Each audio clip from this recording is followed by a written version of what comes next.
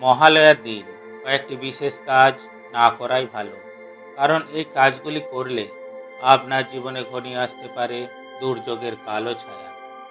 ঠিক তেমনই এই দিন আবার কয়েকটি বিশেষ কাজ করলে খুলে যেতে পারে আপনার সৌভাগ্য। এখন প্রথমে জেনে নিন মহালয়ার দিন কোন কোন বিশেষ কাজগুলি করবেন না।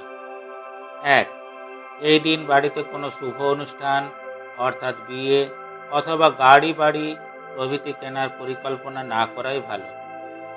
২.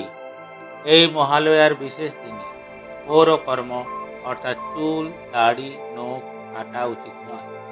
বিশেষত যিনি তর্পণ করবেন তার তো একেবারেই চলবে না। তাছাড়া এই দিন ধূমপান ও মদ্যপানও করা উচিত নয়।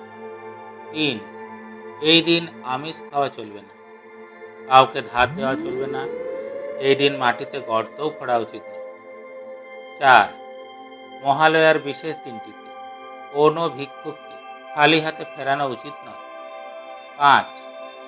এই দিন অশান্তি কলহ চিৎকার চেঁচামেচি মিথ্যা কথা বলা হিংসা করা কাউকে আঘাত করা প্রভৃতি মোটেই উচিত নয়। এবার জেনে নিন মহালয়ার দিন কোন কোন কাজগুলি করলে আপনি সৌভাগ্যের অধিকারী হয়ে উঠবেন। ১. এই দিন অবশ্যই ভোরবেলা ঘুম থেকে ওঠা উচিত। সূর্য ওঠার আগেই শয্যা ত্যাগ করুন। ২. এই দিন পিতৃপুরুষের উদ্দেশ্যে তর্পণ করা উচিত, তবে অবশ্যই ধুতি পরে এবং খালি পেটে তর্পণ করবেন। ৩. যারা এই দিন তর্পণ করতে পারবেন না তারা পিতৃপুরুষের ছবিতে মাল্যদান করে তার প্রিয় খাবারগুলি দিতে পারে। ৪. এই দিন দান ধ্যান করা উচিত।